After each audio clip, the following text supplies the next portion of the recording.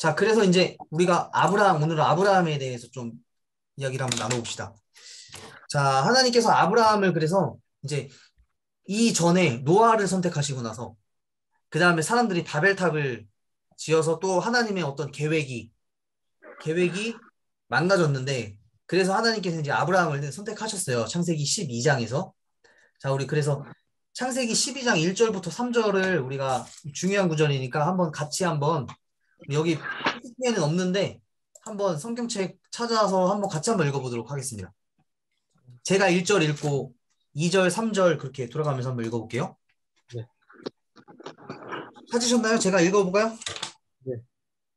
1절 읽을게요. 여호와께서 아브라함에게 이르시되 너는 너의 고향과 친척과 아버지의 집을 떠나 내가 내게 보여줄 땅으로 가라. 내가 너로 큰 민족을 이루고 내게 복을 주어 내 이름을 창대하게 하리니 너는 복이 될지라.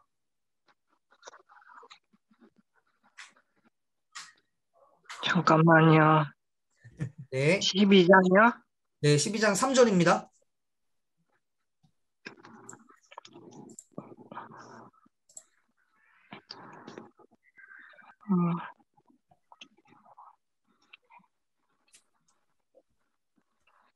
너를 축복하는 자에게는 내가 복을 내리고 너를 저주하는 자에게는 내가 저주를 하리니 땅의 모든 족속이 너를 인하여 복을 얻을 것이니라 하신지라. 네, 아멘. 여기 창세기 12장 3절, 1절부터 3절이 아주 중요한 말씀이에요. 하나님께서 아브라함을 이제 부르시는 내용인데, 여기 보면, 1절에 보면, 하나님이 아브라함에게 이르시되, 너의 고향과 친척과 아버지의 집을 떠나라. 이게 핵심 포인트예요.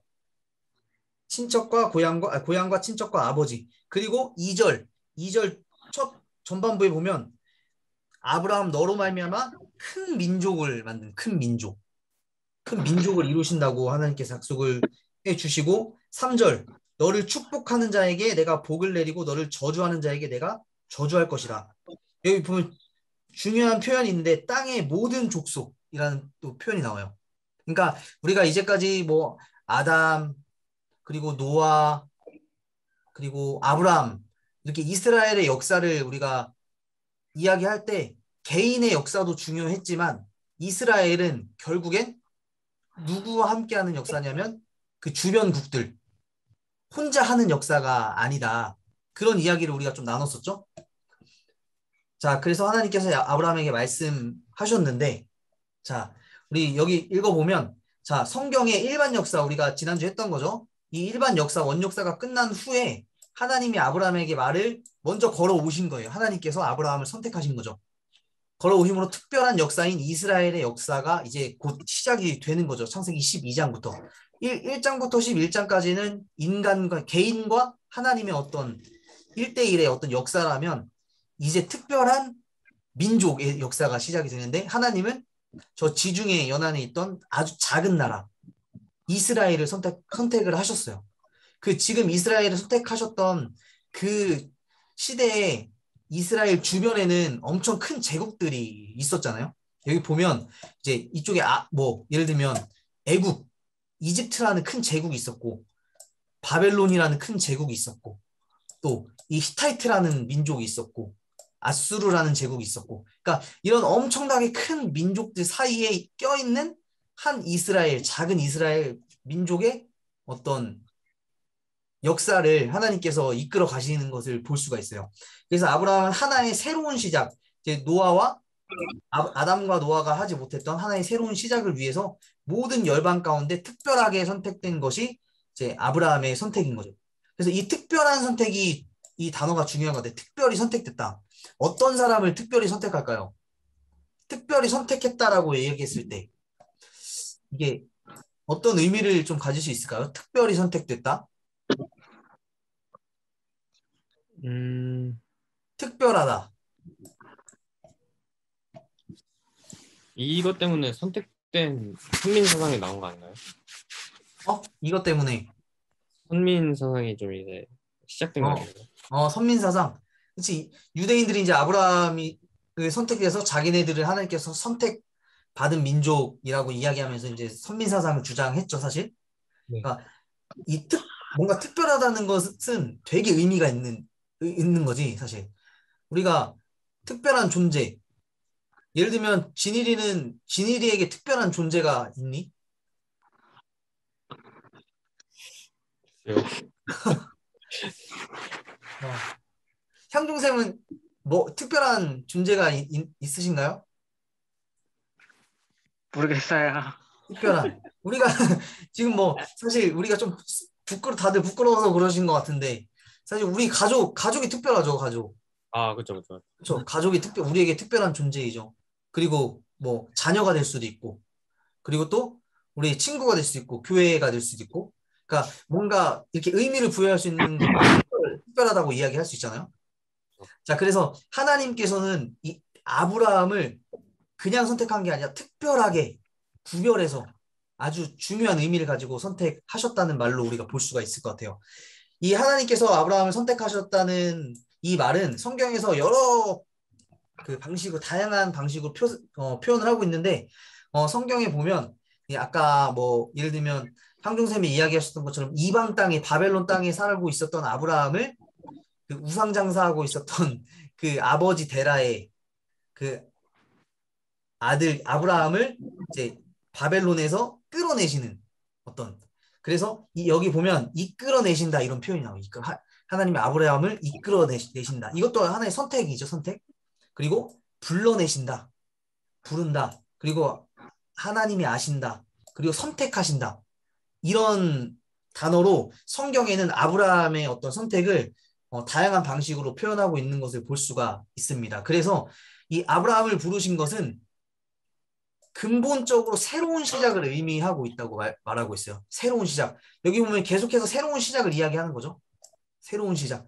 어떤 민족의 새로운 시작을 이야기할 수도 있지만 이제까지 아담과 노아가 하나님의 어떤 뜻을 잘 반영하지 못한 것에 대한 인류가 반영하지 못한 것에 대한 새로운 시작을 다시 한번 하나님께서 선택하셨다는 의미로 볼 수 있어요. 그는 한 개인으로서 나머지 모든 열방 세계 가운데 특별히 구별된 사람이었다는 거죠. 우리 12장 3절, 2절에 보면, 아니 3절에 보면, 여기 보면, 땅의 모든 족속이 너로 말미암아 복을 얻을 것이다. 이런 말씀이 나와 있죠. 그러니까 이 아브라함 그리고 이스라엘 민족의 복, 이스라엘 민족만을 위해서 선택된 것이 아니라 중요한 것은 세계 열방을 위한 아브라함의 선택이라는 거예요.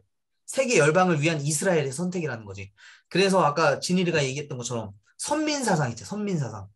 네. 사실 선민사상은 지금 우리가 생각했을 때 이거는 참 어찌 보면 좀 독단적인 걸 수도 있어요. 하나님께서 선택하신 민족이다. 그래서 뭔가 이제 그런 마음을 가지는 건 좋지만 더 우월하다는 생각을 가지게 할 수 있는 거지, 사실. 하나님께서 이스라엘을 선택하셨다는 것은 모든 열방을 위한 선택이라는 성경 구절을 봤을 때 선민사상은 그렇게 중요한 것 같지 않아. 하나님께서 염두하시는 것 같지 않고. 자, 그래서 이 특별히 구별되었다는 말은 창세기 12장 1절에 나오는 이 아브라함의 모든 삶의 조건들, 그가 가지고 있었던 땅, 친족, 아버지의 집으로부터의 분리를 명령하신다는 사실을 통해서 더욱 강조되고 있다는 거예요. 이 모든 것들을 다 떠나라고 말씀하시잖아요. 그죠? 살고 있는 지역, 그리고 친족들, 의지하는 것들, 그리고 아버지의 집으로부터 분리. 그래서 하나님께서는 이 이방 땅에 살고 있었던 아브라함을 새로운 시작을 위해서 이 애굽 땅, 아니 그 가나안 땅으로 부르시는 것이 하나님께서 아브라함에게 처음으로 하신 말씀이라고 볼 수가 있어요. 그래서 아브라함 이야기는 이렇게 시작이 되는데, 자, 그래서 이제 아브라함을 부르신 이 역사는 정말 특이하게 가족에 대한 이야기로 시작이 되고 있어요. 가족. 그러니까 아브라함을 부르시고 이스라엘 민족의 이야기로 시작되는 것이 아니라 먼저는 아브라함의 가족사의 이야기 형태로 시작된다고 볼 수가 있습니다. 우리 하나님께서 인도하시겠다던 땅은 어디였을까? 가나안 땅. 가나안 땅. 제가 여기 정답을 이렇게 해놨는데 하나님께서는 가나안 땅으로 인도하신다는 말을 하셨을까요? 아니요, 안 하셨어요. 안 하셨죠. 우리 창세기 12장 1절에 보면 뭐라고 표현이 돼 있을까? 여기 젖과 꿀이 흐르는 땅이요. 성경 보고 얘기해봐, 진이라. 12장이요? 12장 1절. 12장 1절이요? 어. 아, 내가 내게 보여줄 땅. 여기 보면 내가 내게 보여줄 땅이라고, 보여줄 땅이라고 말해요. 줄 땅. 그러니까 하나님이 땅을 보여주신 거야, 안 보여주신 거야, 아직? 안 보여줬어요. 아직 안 보여주셨죠. 그러니까 아직 보여주지 않은 땅인 거예요, 여기는. 그러니까 아브라함이 사실 내가 보여준 땅도 아니고 앞으로 보여줄 땅인데, 아브라함이 이렇게 하나님의 말씀에 순종했던 것도 사실 어찌 보면은 믿음에 의한 출발일 수도 있다고 볼 수도 있고, 그래서 하나님 결국에는 이제 하나님께서 보내시는 땅은 가나안 땅이었죠. 근데 우리가 이제 성경 다른 부분을 읽어보면 아는 이야기니까. 자, 그래서 창세기 12장 6절을 읽어보면, 자, 우리 진일이가 한번 읽어주세요. 아브라함이 그 땅을 지나 세겜 땅 모래 상수리 나무에 이르니 그때 가나안 사람이 그 땅에 거주하였더라. 아멘. 자, 아브라함이 이제 이 가나안 땅에, 지금의 이스라엘 땅이 세겜이라는 곳에 도착을 했는데, 거기에 누가 있었대요, 이미? 가나안 사람이. 거기에 가나안 사람이 그 땅에 거주하였대요. 그러니까 하나님께서 아브라함에게 새로운 시작을 알려주시고 새로운 역사를 이끌어 나가시려고 하셨던 땅은 누구의 땅이었던 거지? 가나안. 이미 있었던 가나안 사람들이 소속되어 있었던 땅이었던 거야. 그러니까 비어 있는 땅을 준 게 아니라, 빈집을 준 게 아니라 가나안 사람의 땅을 주셨던 거지. 이게 이제 의미하는 바를 우리가 살펴볼 수가 있는데, 자, 이 말은 아브라함, 즉 이스라엘의 역사는 다른 민족에게 소속된 사람들이 살고 있는 땅에서 시작된다는 것이 중요하다는 거예요. 이스라엘 역사는 그냥 이스라엘이 먼저 생겨나서 이스라엘 민족이 시작되는 것이 아니라 가나안 사람들이 살고 있었던 그 땅에 함께 이렇게 살게 하셔서 나중에 이제 그 땅을 하나님의 땅으로, 하나님 이스라엘에게 허락하신 땅으로 이제 살게 된다는 그런 이야기로 볼 수 있는데, 자, 중요한 것은 이겁니다. 하나님의 백성, 그러니까 이스라엘의 역사는 다른 열방의 역사와 긴밀하게 관련이 돼 있다는 거예요. 그러니까 이것은 우리가 지난주에도 이야기했던 것이, 이거는 우리 그리스도인들, 하나님의 백성이 우리 그리스도인들이라고 이야기할 수도 있는 거죠. 우리 그리스도인들은 믿지 않는 사람들의 역사와 긴밀하게 연관이 돼 있을 수 있다는 거지. 그러니까 여러 사람들이 살아가는데 기독교인만 살아가는 것이 아니잖아, 사실. 그죠? 예를 들면 이런 궁금증 혹시 가져본 적 있는지 모르겠는데, 출애굽기 우리 나중에 하겠지만, 이 지도에서 봤을 때 이 애굽에 사람들이 이제 이스라엘 백성들이 노예로 살잖아. 네. 근데 하나님께서 왜 굳이 광야로 이스라엘 백성들을 노예를 왜 탈출을 시키셨을까? 왜? 노예로 살고 있었는데 탈출을 시키셔서 광야를 통해서 이 가나안 땅으로 들어가게 하셔서 이 가나안 땅 안에서 이스라엘 백성들, 하나님의 백성들로 만드셨는데 굳이 그렇게 할 필요가 있을까? 이런 생각을 해봤어요. 전능한 하나님께서 그냥 애굽에 있는 모든 사람들을 하나님 믿게 만들어가지고 여기를 그냥 가나안 땅, 하나님의 백성들의 그 땅으로 만들면 되잖아, 그냥. 왜 굳이 왜 데리고 나오셔서 여기서 하셨을까? 좀 어렵나? 그러면 조금 비유를 하자면, 자, 진일이 어디 살지? 무슨 동에 살지? 상봉동이요. 상봉동. 상봉동에 하나님을 믿는 사람이 있고 안 믿는 사람이 있잖아. 네. 하나님이 전지전능하신 분이야. 네. 상봉동에 있는 모든 사람을 믿게 만들어가지고 네. 거기서 예수님을 다 믿게 만들어서 거기를 하나님 나라로 만드실 수 있잖아. 네. 근데 왜 그렇게 안 하실까?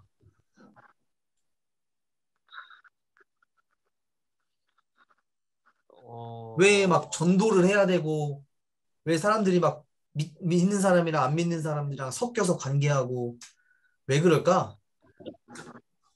쉽게 얻은 건 오래가지 못해서요. 쉽게 얻은 건 오래가지 못해서. 향종쌤 혹시 왜 그런 생각 해보셨어요? 혹시? 그게 나중에 네, 그 땅에 있는 사람을 변화시킨다 해도 네, 나중에는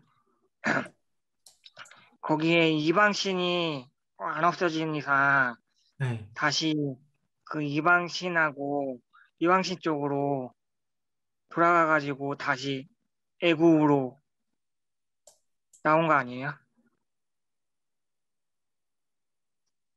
음, 만약에 그 네, 땅에 애굽신들 애굽신 애굽신 이방신들을 네, 우상들을 다 없앴다면 모르겠는데 네. 남아 있다면은 다시 이게 하나님을 존재 자체를 인식하지 못할 것 같아요. 음, 다른 사람들은 다 이방신 쪽으로 네, 네, 그 땅에 있는 민족들과 섞여서 네. 다시 제약을 저지르니까 음. 아예 이방 민족과 이방신을 아예 분리시키는 작업. 아, 아예 분리시키기 위해서 그 네, 땅에서도 데려 나가신다. 네, 어, 만약에 그렇다면은 그것도 일리가 있는 말이네요. 제가 하나만 거기서 더 나가서 질문을 해보자면 그 네. 땅에는 이방신을 하나님께서 다 없애면 되잖아요. 근데 없앤다고 없어질까요? 그 민족들이 있는데, 토속 민족들이 있는데, 네. 그 토속 민족들이 또 언젠가는 또 이방신들 또 들어와서 왕부터 네. 왕이 결혼하면은 이게 왕이 결혼하면은 다른 나라 결혼하면은 그 공주가 자기 나라 신을 음, 이방신을 데리고 들어오는 꼴인데 그게 아예 바뀌지 않은 이상 안 없어질 것 같아요. 음, 그렇죠. 하나님의 전지전능하심을 믿지 못하시는 건가요? 그건 아니고요. 하나님께서 이방신들을 다 없애고, 그리고 거기에 있는 모든 이렇게 변질될 수 있는 그런 것들을 다 해결하신 후에 그 땅을 하나님의 나라로 만드실 수 있는 어떤 그런 하나님이시라고 생각한다면 충분히 그렇게 해도 가능하잖아요. 애굽 땅에서. 근데 솔로몬인가? 네? 네. 구약에서 네. 솔로몬이 자기 아내로 들어온 음. 공주가 이방신을 데려가서 네. 그 믿음 좋았던 솔로몬도 네. 결국은 나중에 최후를 맞잖아요. 네. 그, 그 사람 본질을 안 바뀌는 것 같아요. 아, 맞아요. 맞아요. 그쵸. 어쨌든 인간의 한계가 있으니까, 그죠? 예. 사실 뭐 제가 상조 선생님 답변에 반대하는 건 아니고, 어, 그, 사실 여기서 이제 왜 이 애굽에서 광야를 지나서, 그래서 광야라는 게 아주 중요한 공간이잖아요. 이스라엘 백성들에게는. 그걸 원하시는 것 같아요. 구별. 이야기했던 것처럼 이 구별은, 어, 그냥 혼자 있는 게 구별이 아니고, 그냥 혼자 있는데 뭔 구별이에요, 그게. 그냥 나 혼자 있을 때는 그 구별된 사람이라고 말할 수 없는 거죠. 우리 셋이 있을 때, 진일이가 딱 이렇게 혼자 딱 구별이 돼야지 그게 이제 구별된 거라고 볼 수 있잖아요. 그러니까 이 하나님의 백성, 하나님께서는 이 다른 열방 가운데 구별된 민족을 세우시기 위해서 그 민족을 통해서 하나님 백성을 만드시기 위해서 이 애굽에서 사실 이제 뭐 광야는 사실 구별되고 여기는 이제 광야는 훈련, 하나님의 백성답게 빚어져가는 이제 훈련의 장소로 본다면 이제 우리도 마찬가지일 것 같아요. 뭐 하나님은 상계동을 하나님 믿는 백성으로 다 만드실 수 있지만 하나님께서는 우리를 로봇으로 만드신 게 아니니까 우리에게 계속해서 어떤 하나님을 알아갈 수 있는 어떤 자연이나 아니면 우리가 보고 있는 성경책 그리고 말씀 전도 이런 것들을 통해서 하나님을 알 수 있는 것들을 계속 우리에게 제시를 해주시고 사람들은 어떤 자기의 자유를 가지고 하나님을 알아갈 수 있는 그러면서 하나님께 나아가서 구별된 사람으로 만드시기 위해서 이제 그런 방법은 쓰지 않으시는 것 같아요. 자, 그런 것처럼 이 아브라함 역시 그냥 뭐 한 민족 전체를 그냥 확 다 하나님 백성으로 만들 수도 있지만 이 다른 열방 가운데 긴밀한 관계를 유지하면서 거룩한 백성으로 이제 아브라함 이후에 이스라엘 백성들을 만들어 가시려는 하나님의 계획이라고 볼 수가 있는 거죠. 자, 그래서 아브라함과 이스라엘의 역사는 이스라엘이 좋든 싫든 그리고 나쁘든 뭐 멀든 상관없이 열방 가운데 있는 이스라엘의 역사라고 볼 수가 있어요. 이 열방에 둘러싸인 이스라엘이다라고 볼 수가 있죠. 자, 하나님께서 아브라함에게 약속하신 것이 있는데 중요한 거 뭐냐면 하나님이 땅을 약속하세요. 땅. 내가 너에게 땅을 줄 것이다. 보여줄 땅으로 가라. 하나님께서 이렇게 말씀을 하시죠. 자, 여기 성경 구절 한번 제가 읽어볼게요. 너희 후손들에게 내가 이 땅을 줄 것이다. 그래서 이 족장사의 시작은 하나님의 약속으로 주신 땅에서 벌어지는 이스라엘의 역사의 시작으로 볼 수 있습니다. 하나님께서 가나안 땅을 아니면 보여줄 땅을 이제 주셨는데 그 땅에서 벌어지는 역사의 시작이라는 가족사.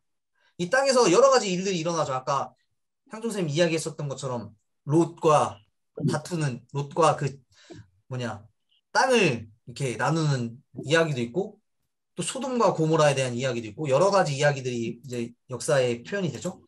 자, 여기서 중요 포인트는 이겁니다. 하나님께서 주신 땅, 이 땅은 뭐냐면 이 땅을 통해서 뭘 만드신대요? 큰 민족. 큰 민족이 되게 할 것이라고 이야기를 합니다. 큰 민족. 자, 여기서 큰 민족이라 하면 어떤 의미일까요? 하느님이 이제 아브라함한테 약속하셨던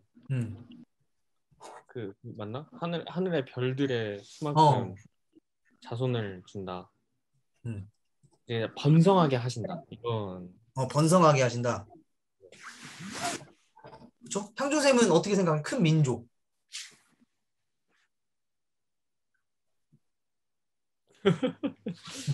큰 민족은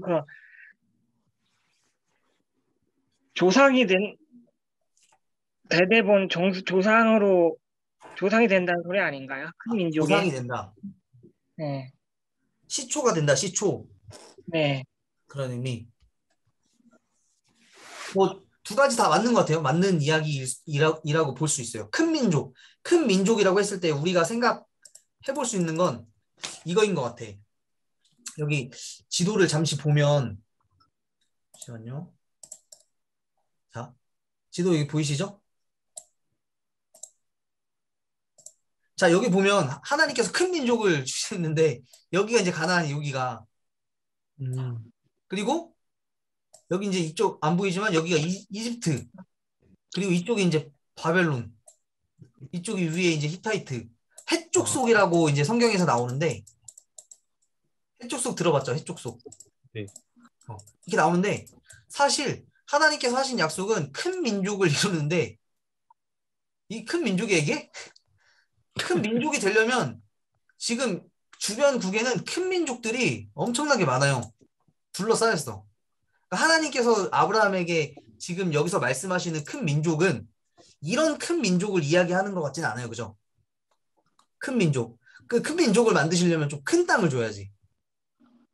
저렇게 작은 땅을 주시고 큰 민족이 되게 할 것이다 라는 말은 뭔가 다른 의미가 포함되어 있을 것 같다는 생각을 우리가 해볼 수 있어요. 아까 진이가 이야기했던 것처럼 큰 민족은 성경 말씀에 보면 이제 아브라함 후손에 대한 문제를 이야기하시는데 하늘의 별들과 땅의 티끌과 같이 많아질 것이다. 하나의 큰 민족, 심지어 많은 민족이 될 것이다. 이렇게 성경에서는 이야기를 하고 있습니다. 자, 그래서 이제 아브라함의 이야기는 큰 민족이 되게 할 것이다라는 하나님의 약속으로부터 시작해서 그 다음에 어떤 이야기가 나오냐면 이제 가족의 어떤 이렇게 자녀를 낳는 이야기. 왜냐면 지금 하늘의 별들과 땅의 티끌과 같이 자손이 많아질 것이라고 이야기를 하잖아요. 그러면서 무슨 이야기가 나오냐면 이 아브라함의 아내였던 사라가 임신을 하지 못하고 자식이 없는 이야기로 시작해서 이제 이 이야기를 읽어보면 사라와 이제 여종이었던 하갈 사이에서 벌어지는 갈등에 대한 이야기로 시작이 되고 있어요.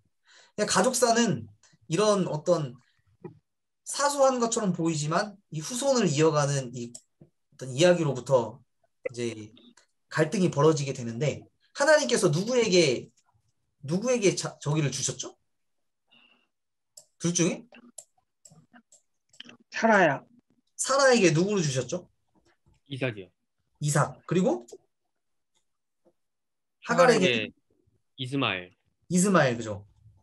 이 이삭과 이스마엘의 관계는 어떤 관계죠, 이게? 이삭과 이스마엘? 그 이제 이삭은 정자식이고 하갈은 이제 이스마엘은 첩의 자식이죠. 이건 첩의 자식. 이거는 네. 정자식.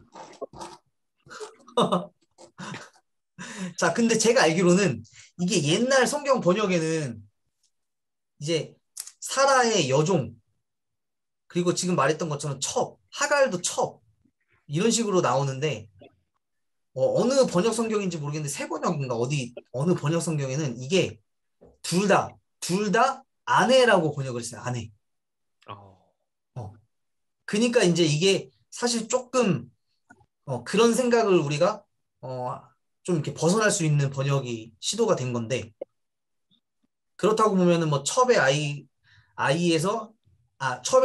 나왔던 이스마엘이 좀 열등하고, 그리고 사라를 통해서 이삭이 뭔가 이렇게 높임을 받고, 이런 사실 성경 해석이 많이 있잖아요, 사실. 네. 근데 어떻게 보면 이 둘은 친족 관계인 거지, 친족.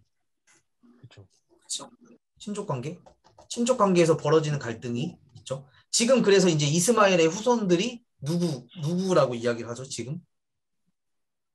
그 아랍 그 저기 뭐야? 이슬람. 그죠? 이슬람의 조상이, 어떻게 보면은 같이 아브라함에서 오다가 이스마엘로 갔다가 이제 이슬람이 오는 거고, 이삭으로 가서 유대교가 오는 거잖아. 이런 식으로. 자, 그래서 이제 이 두 아들. 그런데 하나님께서는 분명하게 뭐라고 말씀하셨냐면, 하갈이 아니라 사라를 통해서 아들이 태어날 것이라고, 그 아들이 이제 이어나갈 것이라고, 그 큰 민족이 되게 하실 것이라고 약속을 하셨죠. 그리고 이삭을 주셨어요. 이삭의 이름의 뜻이 뭘까요? 많이 들어보셨을 텐데. 이삭, 무슨 뜻일까, 이삭? 하나님의 약속이요. 하나님의 약속. 성경에 나오는데. 자, 여기 성경책 한번 찾아봅시다. 일주일에 한 번은 성경책을 펴봐야지, 그지? 그렇죠. 그지? 자, 21장 가고 21장.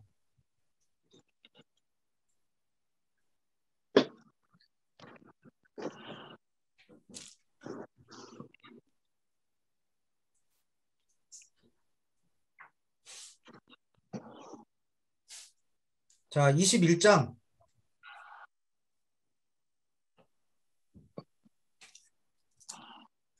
21장 6절 21절은 한번, 없는 것 같은데. 6절.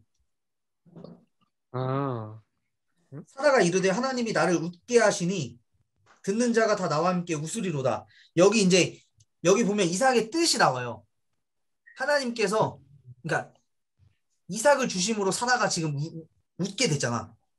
네. 그러니까 이삭의 뜻은 웃음이라는 뜻이야. 웃음. 하나님께서 어찌 보면 이제 아들 이삭을 주심을 통해서 뭐 기쁨이 되었다고도 볼 수가 있겠죠. 왜냐면 둘 다 노년인데 이거는 일어날 수 없는 일이 발생이 된 거잖아, 사실.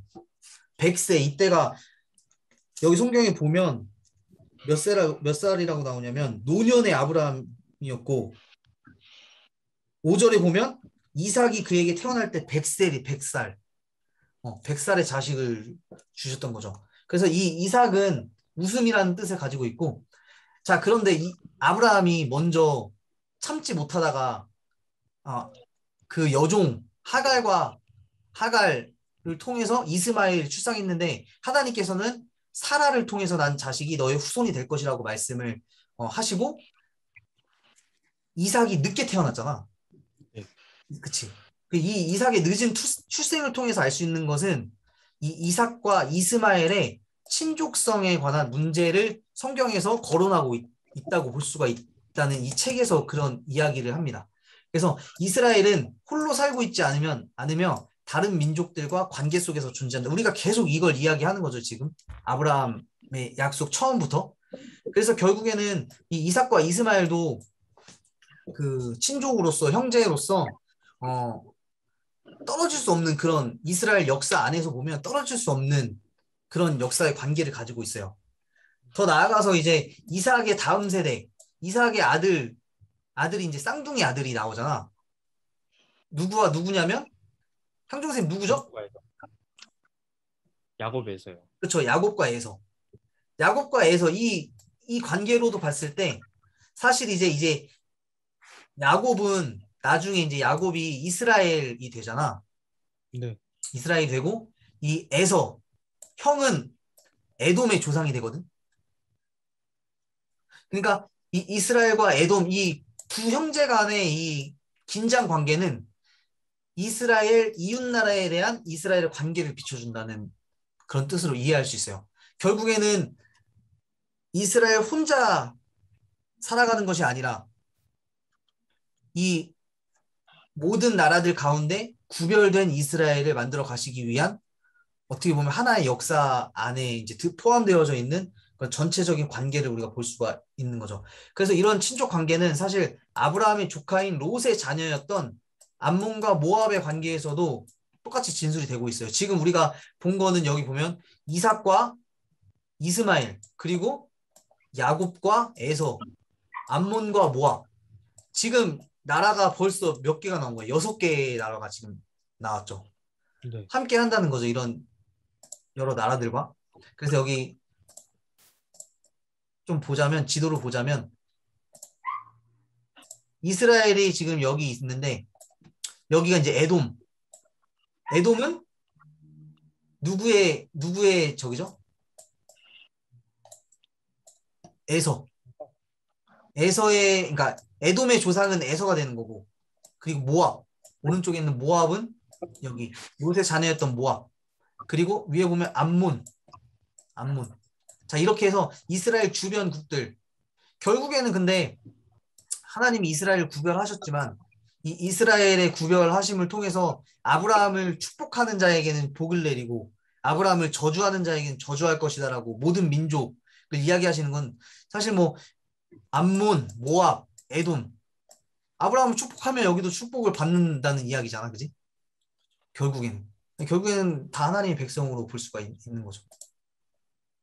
자, 그리고 이제 아브라함 이야기 중에서 중요한 가장 많이 들어봤을 만한 이야기는 아브라함의 믿음이에요. 아브라함 믿음. 그리고 아브라함의 의. 아브라함 믿음이 좋았을까요? 성경으로 보면 좋은 것 같은데. 아브라함이 막 속이잖아. 아내도 속이고 누이라고 속이고 그죠. 자기가 살려고 속이는 건데 믿음 있는 자의 행동일까 이게? 하나님한테만 잘했던 거 아닐까요? 하나님한테만 잘했다. 신본주의는 곧 인본주의다. 아, 어. 나쁜 놈이네요, 그냥. 향정 선생님 아브라함의 믿음을 어떻게 평가하시나요?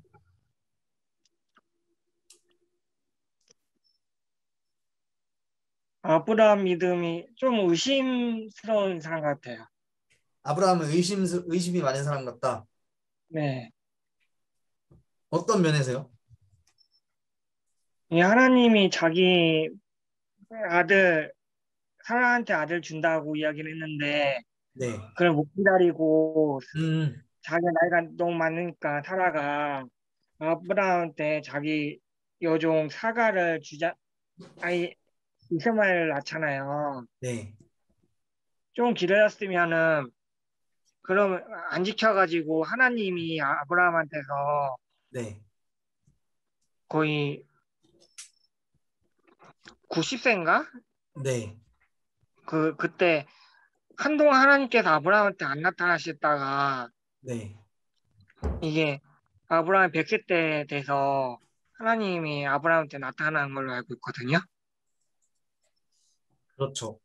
근데 예. 뭐 사실 하나님께서 약속을 하신 지 25년 만에 이삭을 주셨거든요. 25년 만에. 사실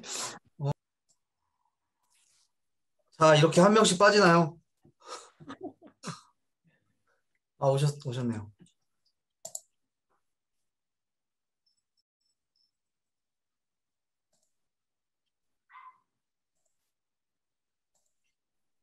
자, 한종쌤 네. 오셨죠? 네, 네. 계속 이어가도록 하겠습니다. 딱 25년, 아까 25년 이야기했죠. 25년. 네. 사실 뭐 네. 진일이한테 만약에 제가 진일이한테 진일아 내가 너한테 뭐 예를 들면 아이패드를 하나 사줄게 이렇게 약속을 하고 나는 까마득하게 있고 나타나질 않아. 교회 이제 사임하고 만약에 사임을 하고 이제 근데 진일이가 25년 동안 계속 머릿속에 아이패드 사주신다고 했는데 아이패드 이러고 25년 동안 그러고 있었다. 그러면 진일이 어떤 그 믿음과 신뢰, 진일이가 저에게 이제 저를 생각하는 그 믿음과 신뢰를 제가 생각했을 땐 대단하다. 진일이의 어떤 그 믿음은 대단하다라고 저는 평가를 할 수가 있을 것 같아요. 그렇지 않나요? 그죠. 근데 아브라함도 사실 연약해서 사실 뭐 자기가 이렇게 어떻게 후손을 이어나가려 하나님 약속하셨는데 자기는 나이 먹고 계속 하는데 그러니까 이렇게 인간적인 방법으로 이렇게 해서라도 하나님께서 이렇게 이어나가 주시지 않을까 이렇게 생각을 해서 그럴 수도 있잖아 사실. 그죠? 그렇죠. 그런데 중요한 건 아브라함이 그 하나님의 말씀을 계속 기억하고 알고 있었다는 거지. 그런 믿음을 봤을 때 우리의 신앙도 그런 것 같아요. 뭔가 내 일이 잘 풀리지 않고 이 앞이 잠깐 보이지 않는다고 해서 하나님이 날 버리셨구나. 이 뜻을 그래서 하나님을 잊는 것이 아니라 하나님의 그 약속을 계속 기억하고 그 약속을 마음에 담아듬고 가는 것이 어찌 보면 하나님을 믿고 신뢰하는 것의 어떤 정점이 될 수도 있을 것 같다는 생각이 들어요. 아이패드는 그래서 결국에는 아이패드를 진이가 산 거지 아브라함을 봤을 때 그렇게 될 수도 있는 거죠. 그런데 25년 만에 제가 나중에 아주 갑부가 돼서 그게 생각이 나서 진이한테 아이패드를 보내주는 거지. 더 좋은 걸로. 그런 비유를 들어보면 조금 아브라함의 믿음 우리가 좀 잘 생각해 볼 수가 있을 것 같아요. 자, 하나님께서 창세기 15장 6절에 보면 그가 그에게 의로 여겨졌다. 이 사람 의라는 말이 나와요. 우리가 의라는 거 많이 뭐 교회 다니면 뭐 의로운 사람, 이런 말 엄청 많이 하잖아요. 자, 느헤미야 9장에 보면 또 이런 아브라함에 대한 이런 말이 나오는데 그의 마음에 그러니까 아브라함의 마음이죠. 주 앞에서 충성됨을 보시고 그와 더불어 뭘 세우셨대? 언약이요. 언약을 세우셨대요. 언약. 이 언약이라는 단어가 우리 지난주에 언약이라는 단어 혹시 누구랑 세우셨는지 기억이 나나? 언약? 노아예요, 노아. 노아 누구? 다시는 사람들을 죽이지 않겠다. 그쵸. 하나님께서 노아에게 언약을 세우시고 그 다음에 아브라함에게 또 언약을 세우신 그 느헤미야 9장의 말씀, 아브라함의 이야기가 나와요. 자, 이 언약이라는 거 중요한데, 자, 지금 이 구약 성경 우리가 지난번에 얘기했던 그 정경 그 형태로 지금 이 성경 말씀 아브라함의 이야기를 읽는 사람들이지. 그러니까 우리가 이제까지는 성경 안으로 들어갔었던 거예요. 아브라함의 어떤 그 시대로 들어가서 우리가 이야기를 해봤다면 지금은 이 창세기를 읽는 사람들, 그러니까 아브라함의 이야기들을 읽는 사람들의 입장에서 본다면 지금 창세기 15장을 읽었던 이 독자들, 뭐 유대인들이 될 수도 있고 우리가 될 수도 있고 쭉 이제 읽어 나가면서 느헤미야까지 성경 통독을 한 거야. 네, 느헤미야에서 이 아브라함에 대한 이야기가 또 나오니까 이걸 또 읽었어, 지금. 그래서 여기 또 언약이라는 단어를 다시 만나게 되는 거지. 그 독자 입장에서. 자, 우리 지난주에 지금 진이가 얘기했던 것처럼 너와는 내가 언약을 세우겠다. 사람 때문에 땅을 저주하지 않을 것이다. 하나님께서 무지개를 보여주면서 언약을 하셨죠. 그런데 이 언약은 뭐냐면 이 언약은 인간 편에서는 아무런 조건이 결합되어져 있지 않은 하나님의 순수한 약속이라고 볼 수 있어요. 우리가 이 구절을 통해서 볼 수 있지. 사람 때문에 땅을 저주하지 않을 것이다. 너네들이 어떻게 하던 말던 내가 땅을 저주하지 않을 거야 이제. 그런 말이잖아. 그렇지? 그런데 이제 그 언약이 어떤 언약으로 바뀌냐면 아브라함의 언약에서는 이 두 가지 측면을 가지게 된다는 거예요. 하나님의 약속과 인간의 응답. 중요하다는 거죠. 그러니까 어찌 보면 하나님의 순수한 약속에서 하나님과 소통하는 하나님이 약속하시고 인간도 그거에 대해서 이제 어떤 하나님께 응답을 해야 된다는 거지. 창세기 17장 9절에 보면 하나님께서 이제 언약하시고 17장 9절에 하나님이 또 아브라함에게 이르시되 그런즉 너는 내 언약을 지키고 내 후손도 대대로 지켜라. 이런 말씀을 하세요. 그러니까 하나님께서 아브라함에게 너는 내 언약을 지키고 네 후손들에게도 대대로 이 언약을 지키게 해라. 이제 뭔가 인간의 입장에서도 뭔가 하나님께 해야 될 일이 생긴 거지. 응답을 해야 될 일이. 그건 뭐냐면 이제 할례라는 거예요. 할례. 할례가 뭘까요? 할례. 그 이제 남성 성기의 표피 부분을 자르는 축경 수술이요. 이거를 왜 하죠? 왜? 할례를? 이제 이 살을 자름으로써 음. 이제 하나님의 어떤 선택받은 백성이 됐다라는 하나의 표식이 아닌가요? 징표. 네. 네, 표시. 향조쌤 어떻게 생각하세요? 할례. 성경에 나오는 할례. 구분된 사람이요. 구분된 사람. 네. 구별된 어떤 하나님의 백성으로서 구별된. 네. 그런데 이 할례는 사실 이스라엘 사람들만 했던 건 아니었어요. 이때 당시에 고대 근동의 이집트에서도 할례를 이스라엘 이전부터 할례를 했었다는 어떤 고고학적인 이야기도 있고. 그러니까 사실 할례라는 건 그렇게 특별한 것은 아닌 거예요. 아닌 건데 이스라엘의 이제 할례. 그렇다고 본다면 여기 성경에서는 이게 언약의 표징, 언약의 표시라고 하나님의 백성의 어떤 표시라고 이야기를 하는데 사실 뭐 다른 우리가 뭐 이집트에서도 할례가 있었다고 해서 이집트의 어떤 할례의 뜻과 이스라엘이 할례를 했다는 이 뜻과는 다를 수가 있는 거잖아요, 사실. 그죠? 이스라엘의 이 할례는 사실 어떤 신학적으로 어떤 뜻을 가지고 있냐면 이 생명이 어디서 시작이 돼요? 생명. 정자요. 이 어찌 보면은 생육하고 번성하라는 이 명령을 수행하려면 남자와 여자의 어떤 생식기를 통해서 번성이 나오는 거잖아. 그렇죠. 근데 이제 성경은 고대의 이야기이기 때문에 사실 뭐 지금 우리가 읽었을 때 남자와 여자의 차별적인 그 발언들이 상당히 많은 책이거든.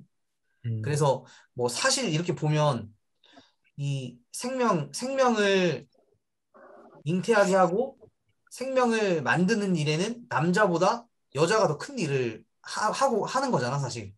그렇죠. 그런데 이제 이때 당시에는 워낙에 남성 중심적인 사회이고 고대 사회이기 때문에 이 생명은 어디서 나오냐면 남자에게서 나온다는 생각을 가지고 있었어요.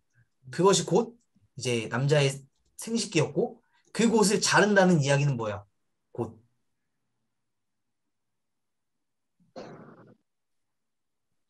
복종한다? 네.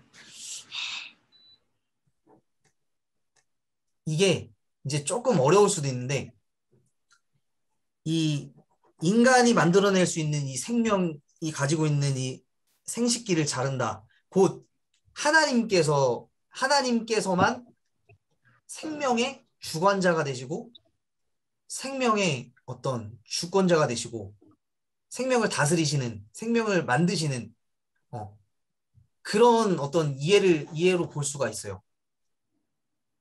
하나님께서 음. 생명을 주시는 거다.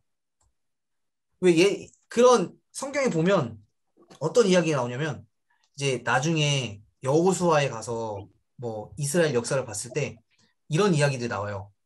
갑자기 전쟁을 해야 되는데 다 할례를 해버려. 어, 그럼 어떻게 돼? 어떻게 돼? 전쟁 중에 남자를 다 할례를 해버리면 전쟁을 못 하죠. 전쟁을 못 하잖아. 우리도 할례를 하면은 일주일은 쉬어야 되잖아. 어.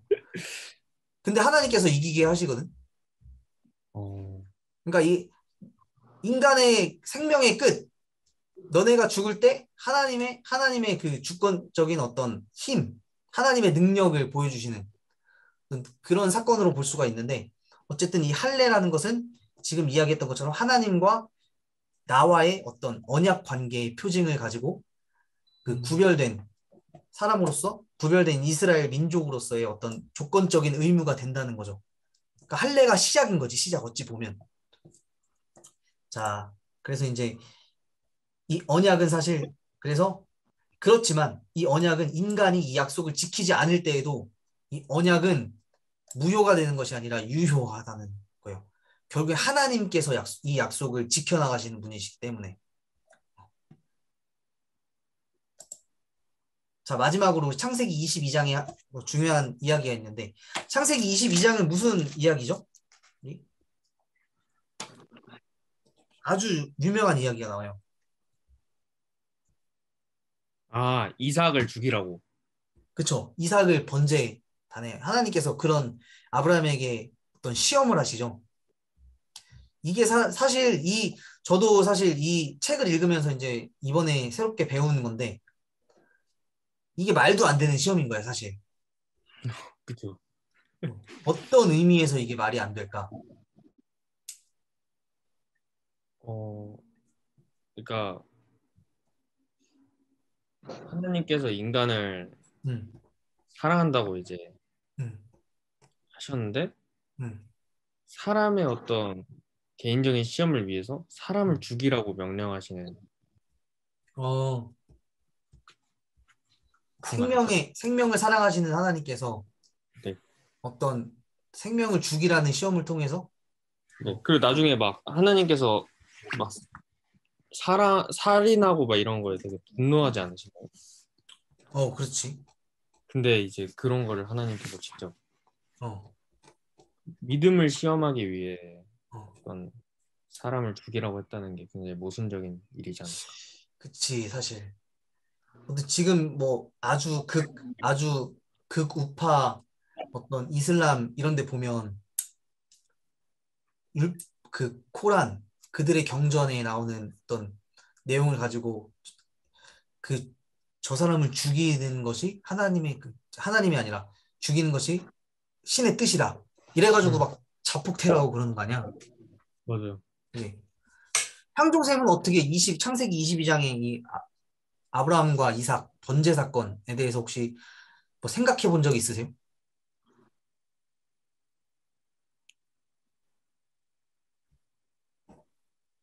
음, 이 하나님의 시험. 하나님 시험, 그게 뭐지? 아브라함이 아직도 하나님이 말한 민족 있잖아요. 네, 그 밤하늘 별처럼 바닷가 모래알처럼 네. 그거를 아직도 믿고 있는지 음, 나중에는 아브라함 이삭이 같이 갈 때 이삭이 그 제단에 그 재물 어딨냐고 물어봤을 때 아브라함이 하나님께서 준비해 주신다고 이야기하잖아요. 네. 만약 그럼, 사람이었으면 그냥 음, 거부했을 거예요. 사람이었으면 사람을 판단했으면 겁을 했었고 네. 아브라함이니까 믿음으로써 이게 하나님께서 준비하신 재물이 따로 있다고 생각하고 아들이랑 같이 음. 올라간 것 같아요. 결국 아브라함의 믿음이 있었다. 네네. 그렇기 때문에 네. 그렇게 볼 수도 있죠. 만약에 사실 이게 이제 우리는 창세기 22장도 읽었고 내용도 알고 그 뒷얘기를 다 알잖아, 사실. 저희는 어떻게 이게 이야기가 전개되는지 우리는 다 알고 있어요. 그죠? 독자들은 다 알고 있어. 근데 아브라함은 알고 있을까요? 모르죠. 아브라함은 아브라함이 번제들을 양은 하나님께서 친히 준비하실 거다. 라고 이삭에게 얘기는 했지만 아브라함이 그걸 알고 있었을까? 쉽지 않죠. 이때 당시에 근데 이제 죽이려고 묻고 이렇게 했을 때 하나님께서 친히 순 염소를 준비하실 거고 내가 진짜 이 죽이는 신용만 하나님이 뭔가 멈추실 거야. 이런 생각을 했을까? 아브라함이?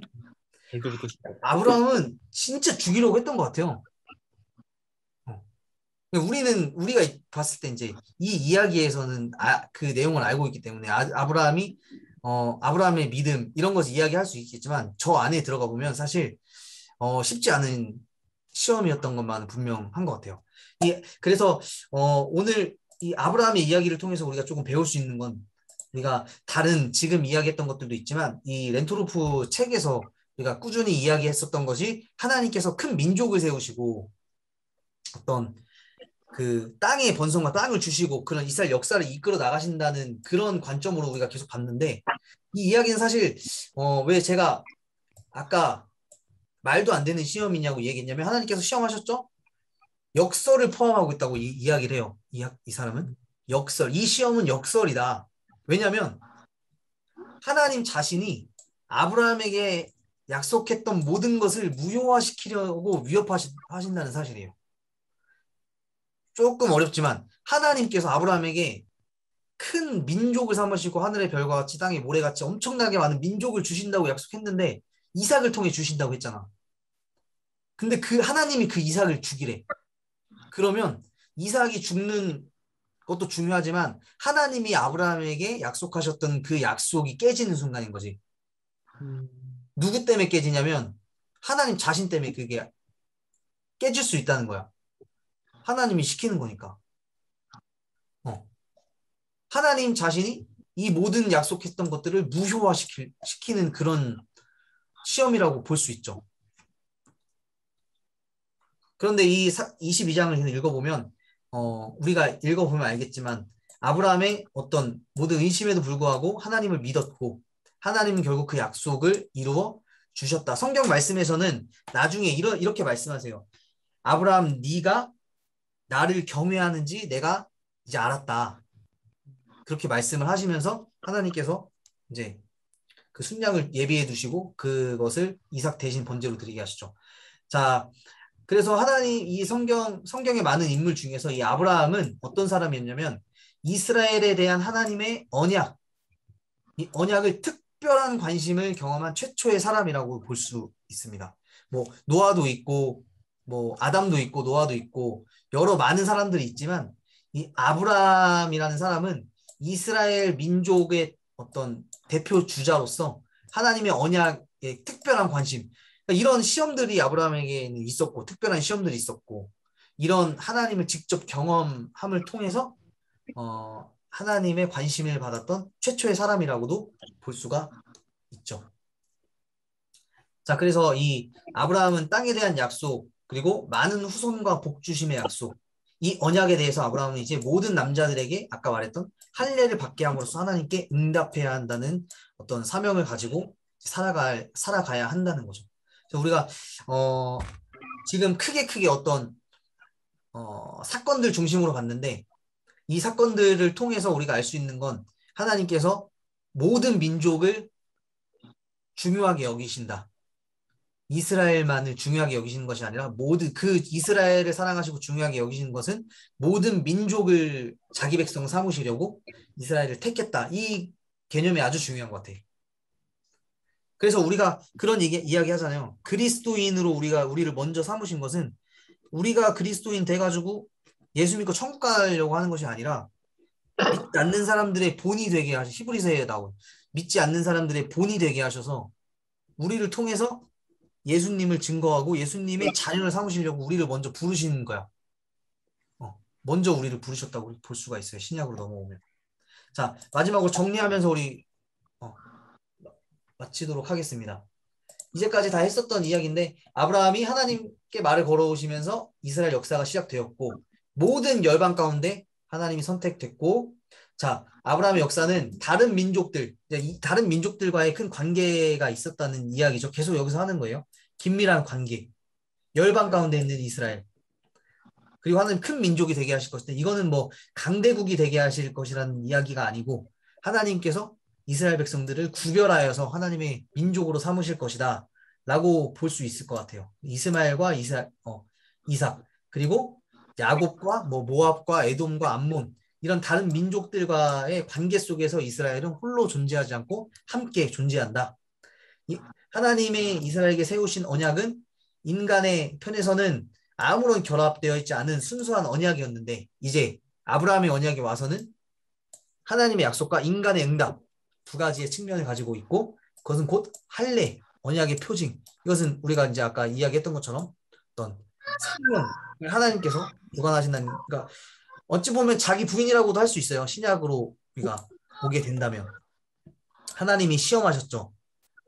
역설을 포함하고 있는데 하나님 자신이 아브라함에게 약속하셨던 모든 것을 무효화시키려 하신다는 그런 시험으로 볼 수가 있었지만 그럼에도 불구하고 아브라함을 믿었고 하나님은 약속을 이루어 주셨죠. 언약의 관심, 특별한 관심을 경험한 최초의 사람이라고 볼 수 있어요. 그래서 이게 아브라함의 후손들, 이스라엘 사람들은 모든 남자들은 계속해서 할례를 하는 거예요. 할례를 함으로써 이스라엘의 구별된 백성으로서 살아갈 의무를 가지고 있다고 볼 수가 있는 거죠. 자, 그래서 이제 아브라함에 대한 이야기는 크게 보면 이렇게 볼 수가 있을 것 같아요. 마지막 정리했던 내용을 볼 수가 있고 다음 주에는 야곱과 요셉에 대해서 우리가 함께 공부를 하도록 하겠습니다. 조금 어렵지만 공부가 어렵지만 이런 공부를 통해서 우리가 성경의 어떤 큰 흐름을 알아갈 수 있어요. 큰 흐름. 중간중간 알아가는 것도 중요하지만 큰 숲을 먼저 보면서 하나님이 이스라엘에게 언약하셨던 이 큰 언약의 관점의 이 큰 흐름을 보면서 이제 나머지는 중간중간은 우리가 이제 곁다리로 이제 성경을 읽어 나가면 통독하면서 있을 것 같아요. 이번 주에 아브라함에 대해서 한 번 더 읽어보시고 다음 주는 야곱과 요셉에 대해서 꼭 한번 읽고 와보세요. 그러니까 어떤 내용이 있는지 조금 읽고 오면은 더 크게 이제 깨닫는 것도 있고 할 수 있을 것 같아요. 아셨죠? 네. 다들 휴가 언제 가시나? 휴가들 가세요? 쉽지 않을 것 같아요. 이번엔 휴가 다들 못 가세요? 그렇죠. 아무래도 이제 좀 휴가가 힘드니까 그러면 집에서 성경이나 읽는 걸로 제가 공지 띄울게요. 몇 장부터 몇 장까지라고. 네, 알겠습니다. 그리고 주중에 뭐 궁금한 점이 있거나 하면 연락 주시고 아무거나 괜찮으니까 뭐 창조의 진화 이런 것도 다 괜찮고 하니까 궁금한 거 있으면 다 단톡방에 남겨보세요. 제가 그러면 단톡방이나 아니면 개인톡으로 남기면 제가 답변해 드리도록 제 아는 선에서 대답을 해드리도록 하겠습니다. 네, 알겠습니다. 다들 좋은 저녁 보내시고요. 네. 향종 선생님 좋은 저녁 보내세요. 네. 네.